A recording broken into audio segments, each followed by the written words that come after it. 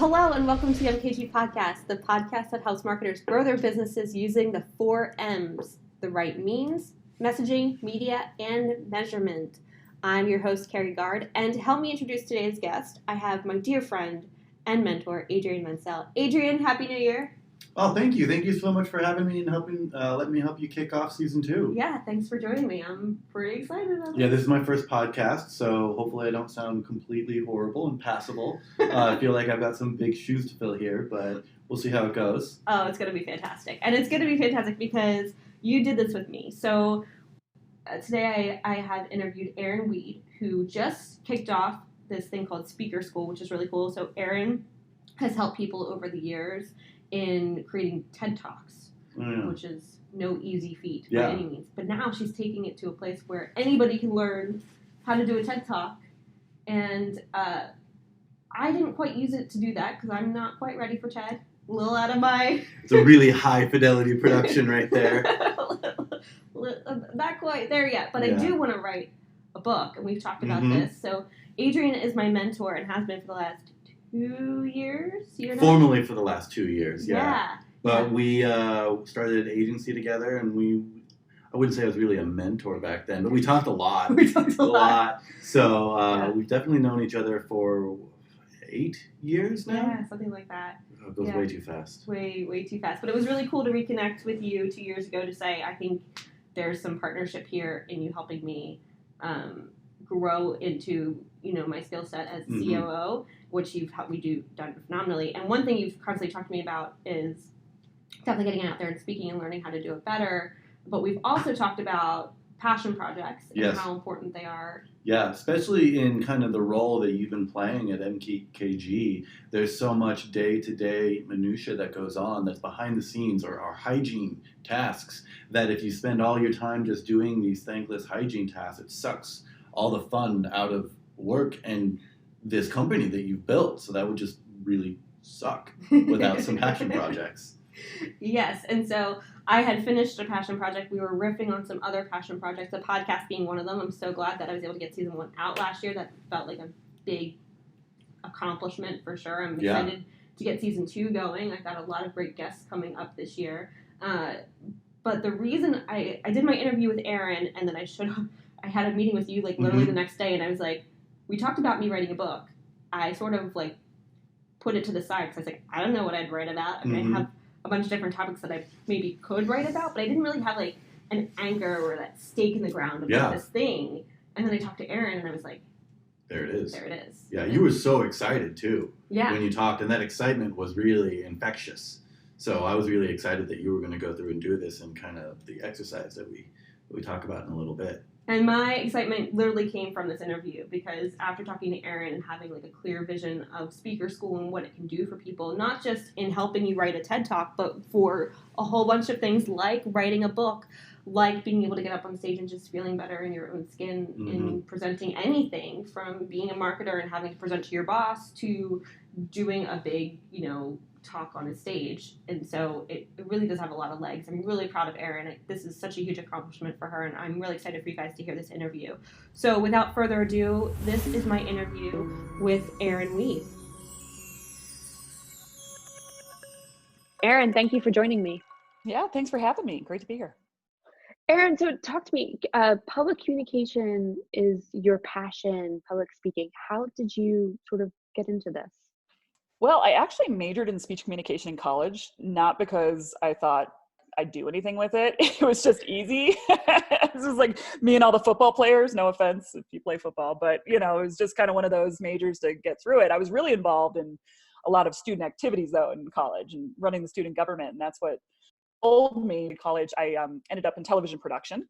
And so that whole intersection of truth and communication, that's where I love to hang out. Just like, what's the real story and how do we show up and share it? So the more I worked in it, the more I realized that was my passion. And about a year into my television career, I was out in New York doing that whole thing. And a year into that, I got some really difficult news that one of my best friends had been murdered while fighting off an attacker in her apartment back where we went to college.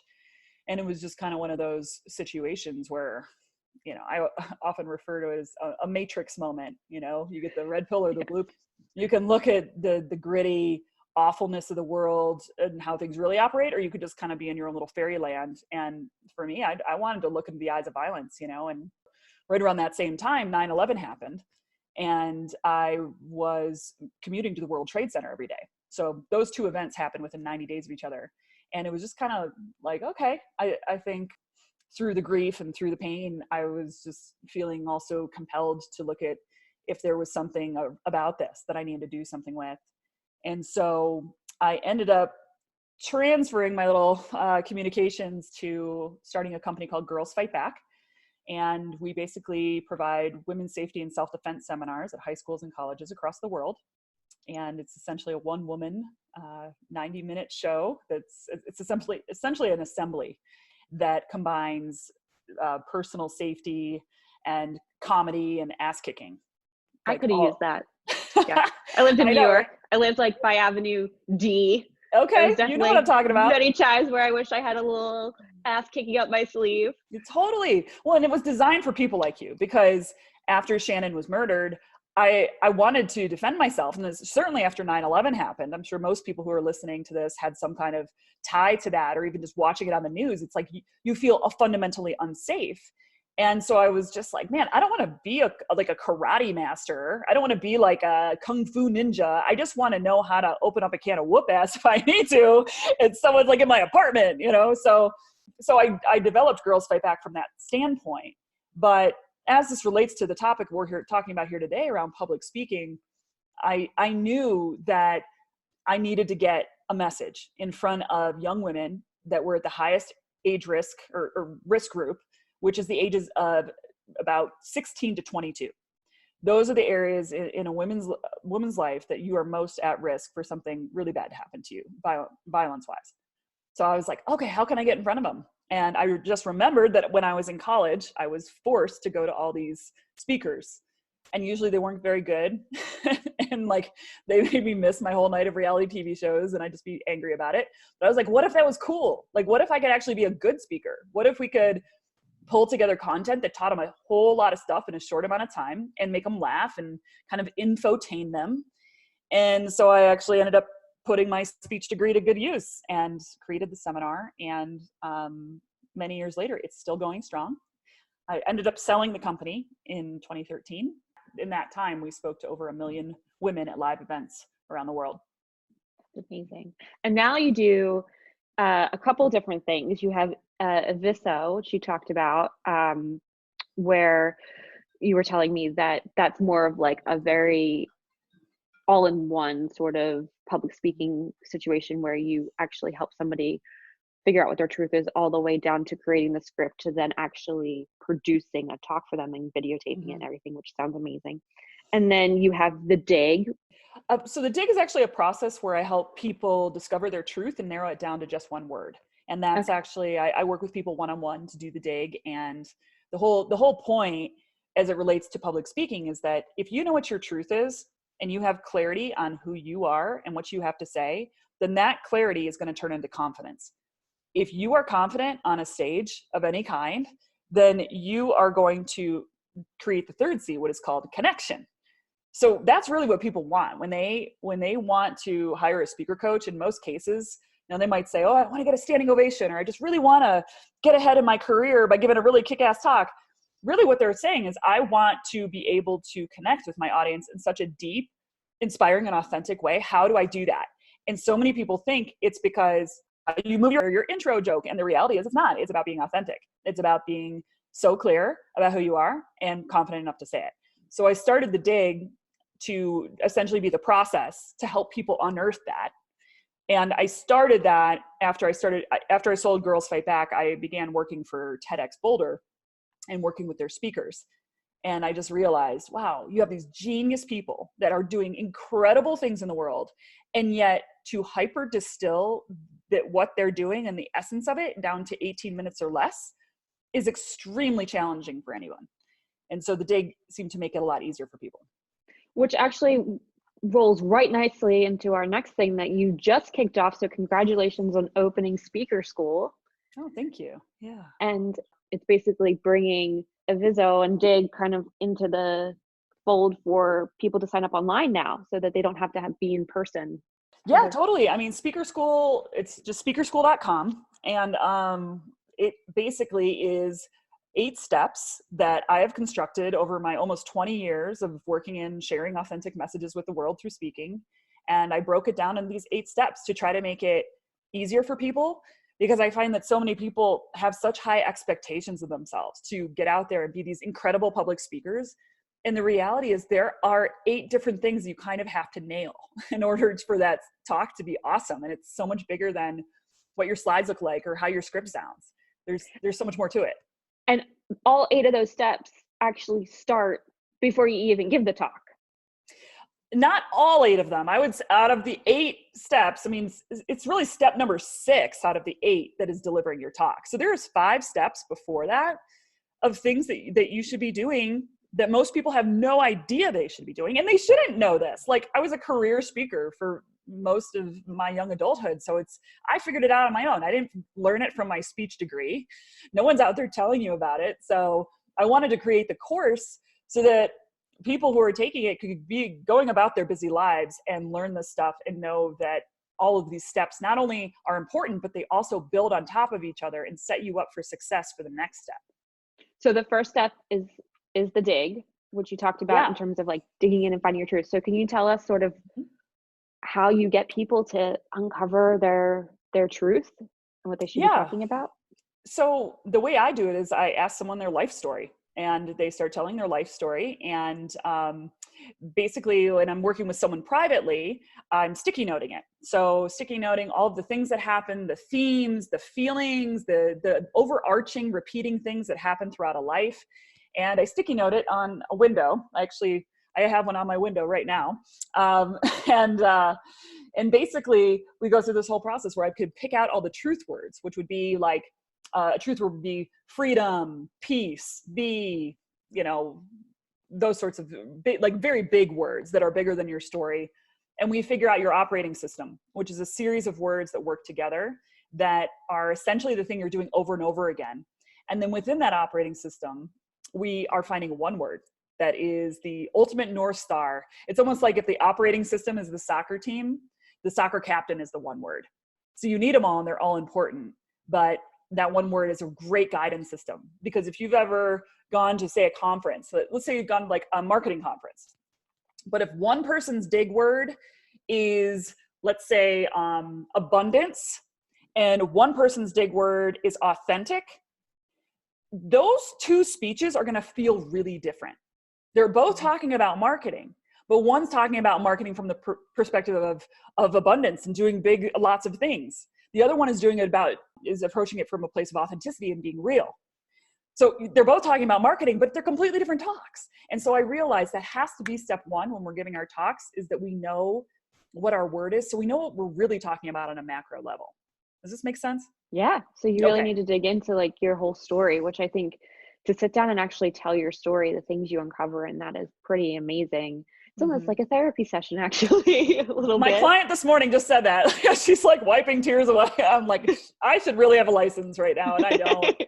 Like, but it's true, right? When you actually talk about it out loud and you say all these things, I tend to tell my story over and over again about, having lived in New York and having been part of these agencies and how I felt within all of those experiences, which led me to basically what I'm doing today. And if I had to quickly figure out what my dig word was, I would say it was people first. Like, everything comes back to treating people as people and not treating us as expendable or just part of the cog or replaceable, is what I felt a lot of the time. And so I've definitely come to this place of I want people to come to our company and be part of our company and feel valued and feel like they have a family and a life outside of work. And those are all things that sort of mean something to me. So people first is definitely like my dig word, and something that I stand on a pedestal and shout from the mountaintops on a regular basis to internally, externally, to whoever I can talk to. I'm like, this is my truth and where I come from. And it does have to stem from like kind of all of that sort of good and bad places, right? And you can't really get there until you say your story over and over and over again. Yeah. And well, for a lot of people, it's really the only time they've sat down and told their whole life story in one sitting. And it doesn't take that long. It usually just takes about an hour and a half. And then I pull out their operating system out of them. It's really difficult. In speaker school course, I teach you step by step how to dig yourself. But I tell people, if it's at all possible, try to find a partner or someone else, because it's just hard to witness yourself. You know what I mean? Yeah. Like there's certain things you just kind of need somebody else to see it. So the dig works best with somebody else doing it on you. But And so then the second step is figuring out the messaging then around that dig word. yes. So then it's a matter of pulling out your content. So what I find that a lot of speakers and even a lot of marketers sometimes do a little too early is they're trying to formulate the brand message or the flow of what is being said before we discover the content in a completely safe, playful, kindergarten sort of way. Like, what could just be some crazy stuff that we could say? What's interesting? And so I have a methodology where I help people share their thoughts, their feelings, and their desires around any given topic. And I basically interview them, or you can interview yourself, which the course teaches people how to do, like giving prompts to give answers to certain questions. Because I find that the thoughts, the feelings, and the desires, that's what I call head, heart, core. If you can express from your head, your heart, and your core, you are going to be the most fully, authentically expressed version of yourself, and it doesn't have to take a lot of time. So it's quick, it's straightforward. People can connect with you when they just see the whole human expression of something. So step 2, discover your content, is all about getting your content out, not with the intention of doing anything with it yet, but just what could be fun, interesting, quirky, emotional, awesome things that we could play with.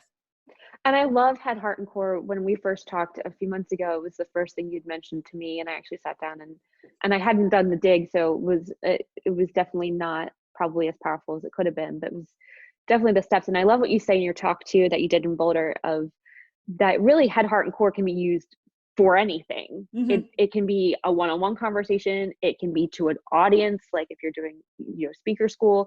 But really, you gave this great story about how you didn't even do it like internally, of you dressed up as Wonder Woman for a whole host of reasons, but it was like your head all of a sudden was like, wait, why are you doing this? Your heart was like, because it's amazing. And your core was like, I need a cup of coffee. It's just like, just this internal, going through the motions, I thought was just really powerful. And the fact that it really can be used in any situation. Yeah. And even with yourself, because sometimes I feel like that first C that I talked about, clarity, that is like the thing that I just am bothered by the most, when we don't have clarity and we're walking around in the world and we're just not totally sure who we are, what we feel about this, or what do I want from this person or from this project or this client. And it's just the ultimate suck of productivity and creativity when we're walking around in a place of not being clear. And so head, heart, core is something you can do and be like, okay, I have this new opportunity in front of me. I can take on this new contract for my business. What do I think about it?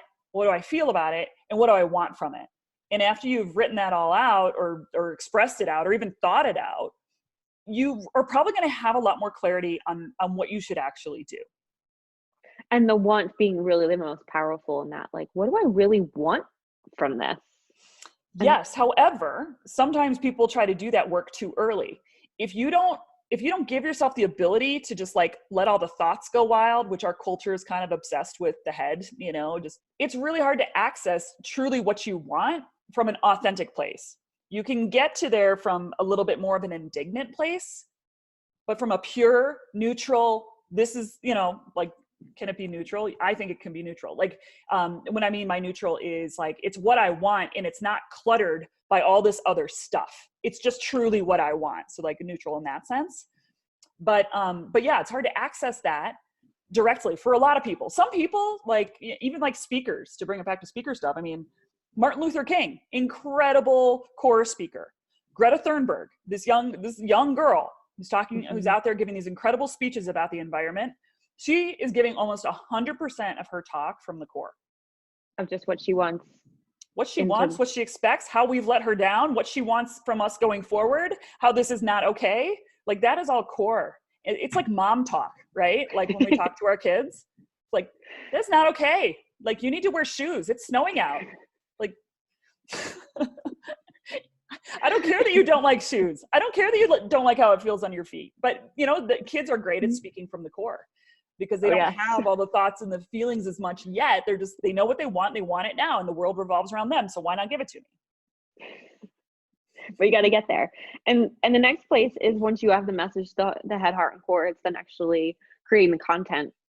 Right. Yeah.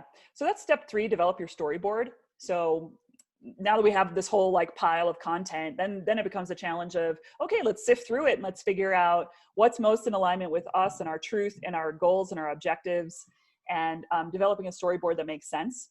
And so for me, storyboarding is a matter of sticky noting and putting things into, I call it the 5 bucket system, which is basically figuring out the focus of your talk and then putting it in 5 buckets.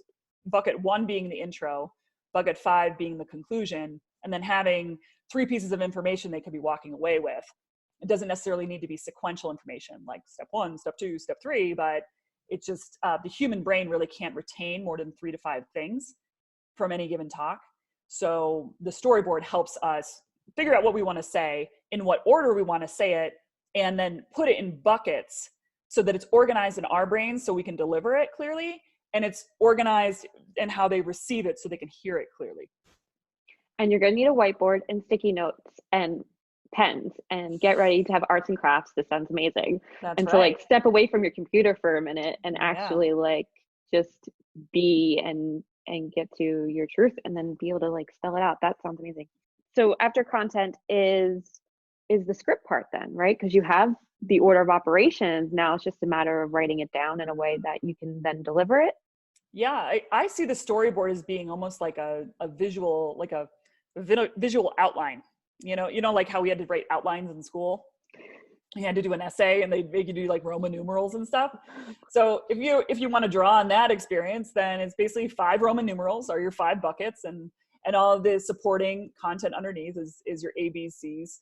And so then from there, you want to use this storyboard as a guidance for your script. And so sometimes when people hear scripting, especially people who are the kinds of speakers that are a bit more extemporaneous or less rehearsed, they're more off the cuff, they hear the word script and they're like, oh, no, I don't want to do that. That sounds restrictive. But for me, I don't look at scripting as being some sort of like, I'm going to turn myself into a robot kind of exercise. That's not the point. The point of scripting is to write things out so that you can go through the process of thinking through how ideas connect to each other, and thinking through the best ways to say things, and thinking through if we're overcomplicating it, which 9 times out of 10 as adults we are. So the script allows us to go through and simplify it and cut and let go and reframe and be clear. Yeah, I really like to write things out, especially even for like internal meetings. If I'm going to be having to say something really important, I write it down, and then I go over it, and then I deliver it to people who aren't going to be hearing it, and then I cut some more, or I reword, or I'm like, oh, that didn't come off right. But when I'm sitting in front of the team, I actually pretty much read it, because I just want to be really clear in what I have to say, and I don't want to go off script and on a tangent, because I'm really good at that. And I also want to make sure that everybody really understands, like, what I have to say is if I took the time to sit down and actually write it down, it's important, and they mean it, and they, that's just even for an internal meeting. And so to get up in front of a whole bunch of people and to not have something written down that you at least started with and rehearsed, I can't imagine. Mm-hmm. Yeah, people do it all the time. And so it has different kinds of results. I try to meet people, like when my clients, I try to meet them where they are. It's, I see the scale of people who like to be super rehearsed down to the word, all the way to the other side of the scale that they just like to just walk up on stage and see what happens. There's kind of a gauge that we all fall under. And I like, when I first start working with people, to figure out comfort level, skill level, ability level, expertise level. All these things contribute to what kind of presenter you're going to be. And have you seen people go from needing it completely written down and going word for word to doing it over and over and over again and being so comfortable with it that they actually go to the opposite end where they can just get up and speak to it in a really authentic way without it having been from word for word? Does That's that the goal. naturally happen? That's the goal. That the scripting process is really a familiarity process. And while you're scripting, not only are you creating the words you're going to want to say, but you're also kind of working on it, bringing them into your memory. I don't like using the word memorize because that is just ew. Yeah, I mean, everybody's seen somebody give a memorized speech. It's awful. And I like the word embody. Like, hey, I've gone through this process, I've discovered it, I've developed a storyboard, I've written it out, and now I'm going to embody it from the head, the heart, and the core, because we need to not just discover our content from those three places, but we need to deliver it from those three places, which is the next step after designing the slides. Yeah. So let's talk about that. So tell me about that next step then.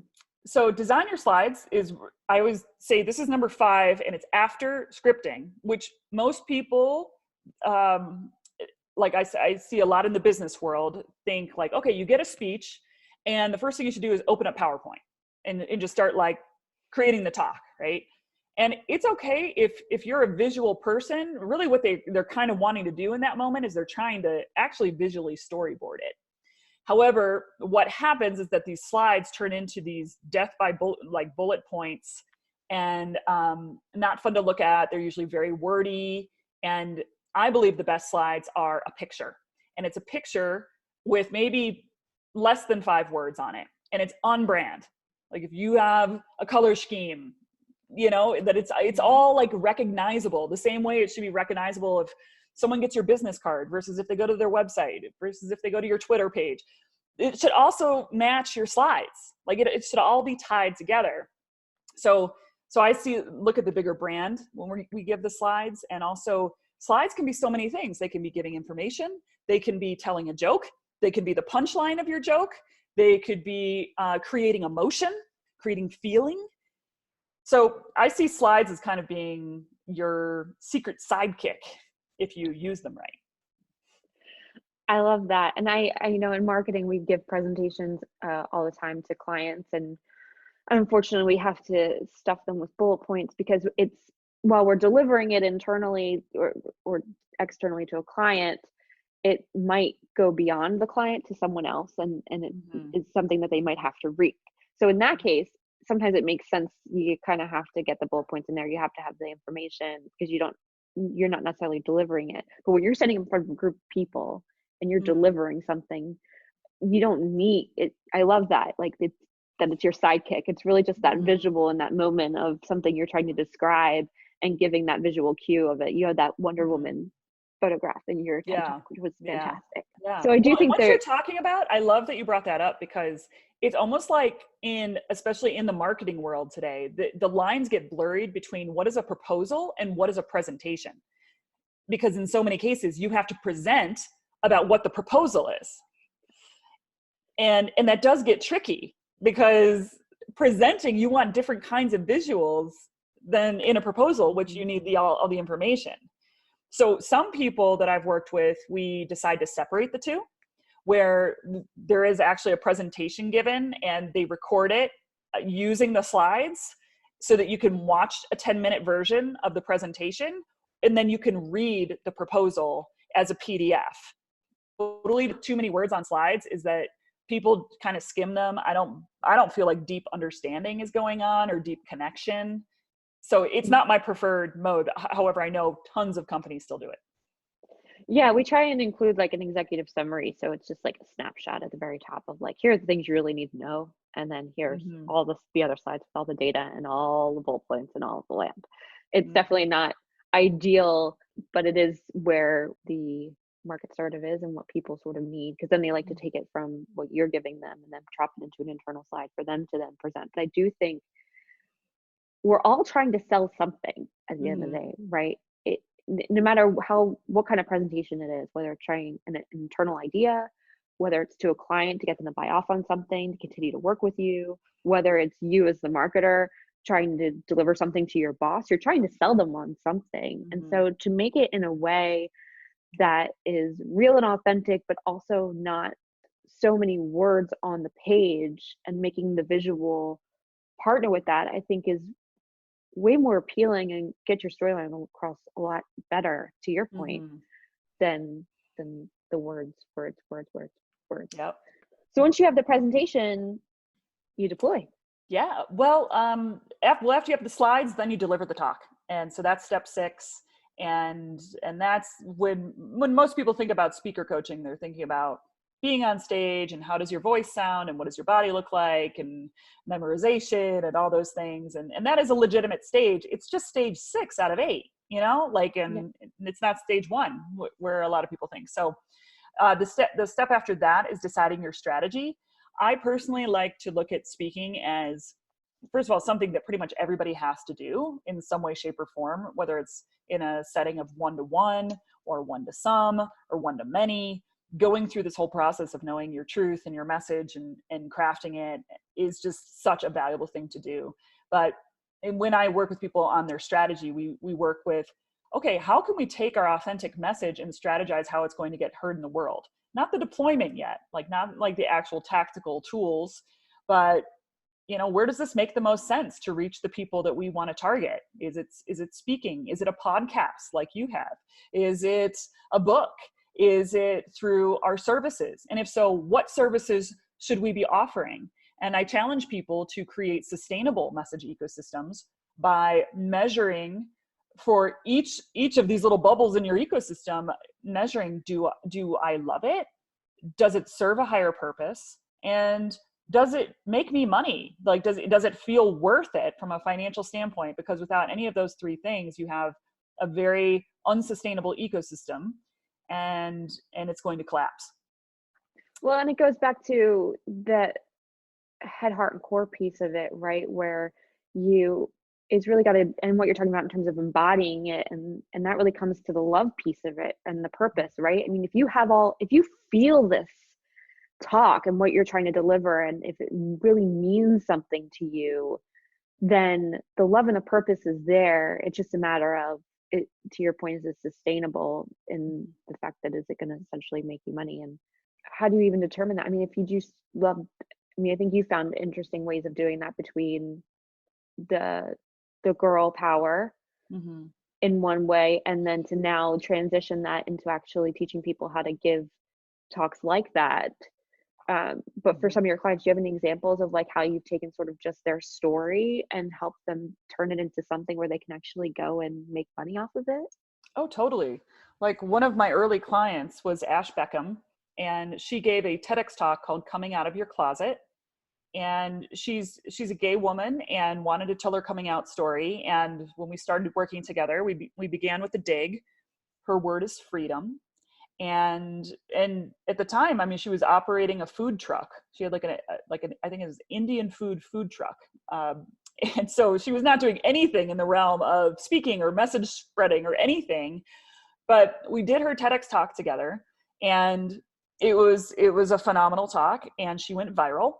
And then all of a sudden, she was getting calls and requests, and had like very quickly 100,000 followers on Facebook, and it just like it blew up. So we went to her message ecosystem. I was like, all right, what's next? And so now she's a full-time speaker, and she's got a book coming out with Sounds True next year. She does all sorts of online stuff, and it's like a whole different business now. And so this happens all the time. And I've worked with many companies even to develop additional arms of their business using speaking, things like companies that develop speakers bureaus or training divisions, or if you're a service practitioner, but then you want to move into more of a teaching role, it can be a real nice break. I mean, as someone who does both services and speaks and teaches, it's really nice sometimes to not be fully and completely responsible for your client, the implementation side of it, and just to teach them how to do it themselves or to have some kind of speaking experience. So there's a lot of different ways you could integrate speaking into your business, and there's a lot of income potential too. I mean, people are hungry for knowledge and information from people who've done it. And so then the next step, so that's step 7. That's step 7. Yeah. And then step 8 is deploying. the message. And frankly, you probably know a lot about that more than I do as far as like, that is the tactical, that is like the, okay, now we have this great, amazing talk. What marketing types of things do we want to use to get out to the world?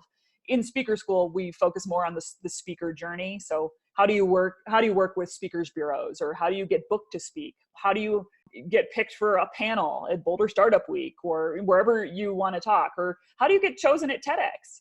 That's a great thing for even like a non-speaker could do a TEDx and your business just completely blows up. It happens all the time, because when you take your ideas and you get them down to that succinct, short message, and it connects with people, they want to hire you, they want to meet you, they want to work with you. It's the nature of trust and thought leadership. Yeah, it actually happened with my mom. She did Really? she did a TED talk on for education, Mm-hmm. and now she works for Apple. Wow, that's cool. Yeah. Cool. Yeah, TED is amazing. And they have their own process. I mean, they have their own process in terms of helping people develop their talks, and that's what she went through. Is yours similar to that? Is it different? How do you work with TED that way? Yeah, I developed the speaker coaching program at TEDx Boulder. I'm still a coach there. And also for TEDx Mile High, I developed their training program. And it's based off of the 8 steps I just explained to you. And it's more about the creation and the delivery of the talk.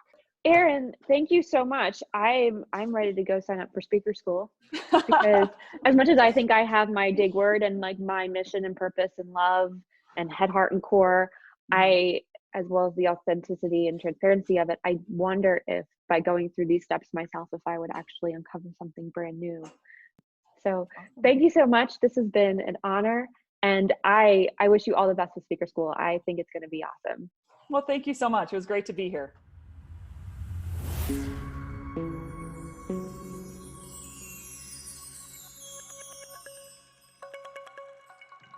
So that was my conversation with Erin Weed. And Adrian, we actually did the dig. We did, yeah.